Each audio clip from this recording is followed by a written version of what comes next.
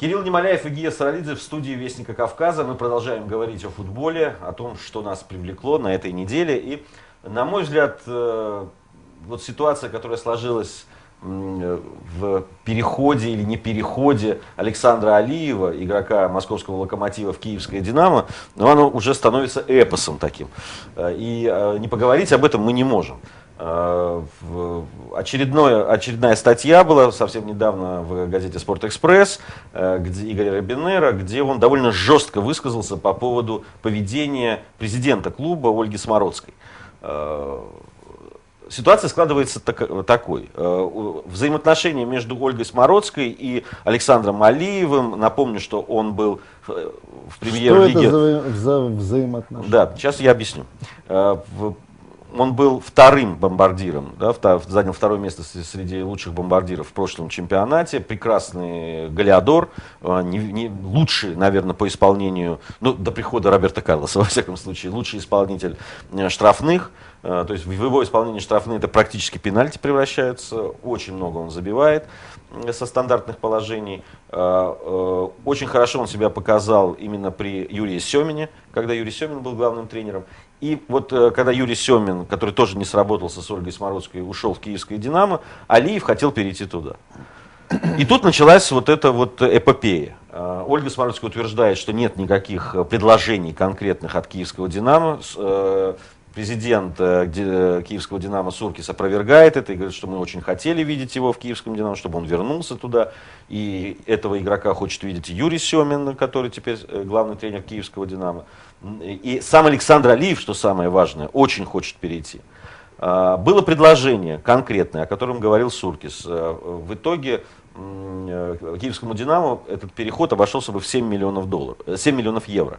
Это, конечно, меньше сумма, чем ту, за которую заплатил «Локомотив» при переходе Алиева из киевского «Динамо» в «Локомотив». Но больше сейчас за Алиева, особенно если при таком отношении с президентом он играть не будет, он стоить, ну точно, никто за него не заплатит таких денег. Поэтому и с экономической точки зрения, да и с человеческой, но если вы не сработались, если у вас не сложились отношения, ну, надо как-то решать по-человечески, да, этот переход. Но вот Ольга Смородская уперлась, и все говорят о том, что это просто месть и Юрию Семину, который сказал, что у него нет отношений со Смородской, а это просто у Смородской не сложились отношения с футболом. И Алиева, который так вот тоже резко довольно высказывался о президенте, что это такая личная месть дамы, облеченной вот президентскими полномочиями сейчас в «Локомотиве». Что ты думаешь вообще по поводу этой ситуации? Ну, я не исключаю подобного развития событий, что именно здесь просто была задета женщина. Она у нас уже участвует во многих программах, поскольку, конечно, женщина в футболе решение сомнительное, безусловно, такой какой-то некий нонсенс.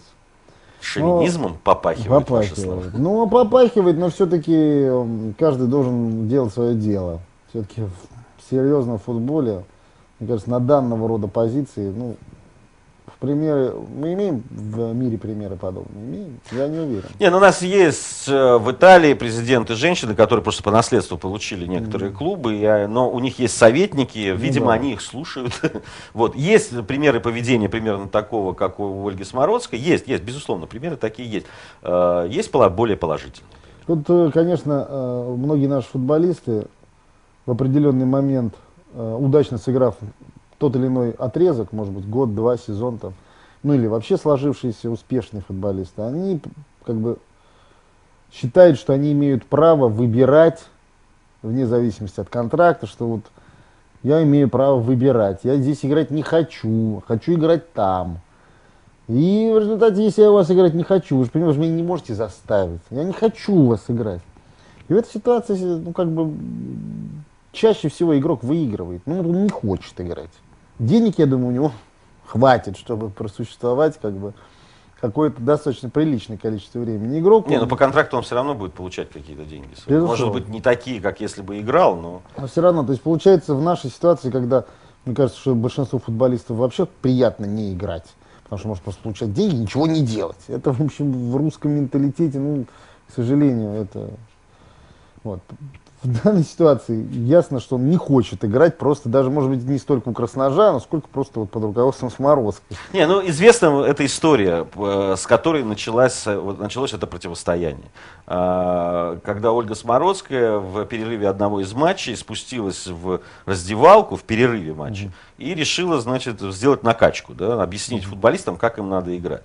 Алиев в это время был у врача. Ему разрешили задержаться, потому что у него была какая-то травма. И когда она спустилась и стала там долго выговаривать футболистам, Алиев опоздал вот на эту встречу и пришел позже. За что тут же получил, Ольга Смородская, не разобравшись, тут же вчинила ему штраф в 30 тысяч евро за это опоздание, да, не разобравшись, что он был у врача и так далее. И все. И футболист закусил дела и тоже уже так и в прессе, и довольно непарламентских выражениях высказывался по поводу президента. Ну, для простого русского человека это, конечно, существенная задержка в 30 тысяч евро. Но это вообще, все, что касается нашего футбола, если честно, когда слышишь такие какие-то числа, какие-то люди, вот Смородская Ольга, вот, ну, да, безусловно, давайте уважать будем. Ну, 30 тысяч евро, человек куда опоздал. Ну, какой-то театр абсурда все это. Даже, ну, невозможно об этом серьезно Самое неприятное, что вот просто. от этой ситуации, да, вот эта ситуация, которая загнала, ну, собственно, получается, что Ольга Смородская, не выигрывает никто. Ни Локомотив, который теряет хорошего игрока из-за такого ее поведения, и даже оставляя его в составе, все равно ничего не выигрывает. Проигрывает Киевское «Динамо», куда не переходит игрок. Проигрывает Семин, который верит проигрывает сборная Украины, сама кстати. Смородская выигрывает. В данном случае, мне кажется, что это ей будет достаточно. Потому что, ну, это женщина, понимаешь. Все-таки женщины не всегда, и редкие женщины, но если они умеют это делать, они великие женщины, это чуть-чуть на шажочек, а уж совсем круто, если на 2 вперед. Вот умеет думать на пару шагов вперед, любая женщина, если она умеет, она, конечно, может управлять миром просто. И многими мужчинами, это у них, если вот они на это способны. К сожалению, это присуще немногим женщинам. Ну, посмотрим, как будут развиваться эти события. Так или иначе, Алиев еще не старый парень. Не старый парень, но, к сожалению, я боюсь, что вот, ну, в начале чемпионата мы его не увидим, потому что Ольга Смородская отстранила его от 3-х сборов, то есть человек будет абсолютно растренирован. Ну, главное, чтобы нога у него не выросла, поскольку все мы знаем, что из-за своего небольшого размера, женского практически, он и забивает так много голов. На это Ольга Смородская обиделась. Гия Саралидзе и Кирилл Немоляев были в студии «Вестника Кавказа». Ровно через неделю мы вновь встретимся и будем обсуждать самое главное, что произойдет в мире футбола.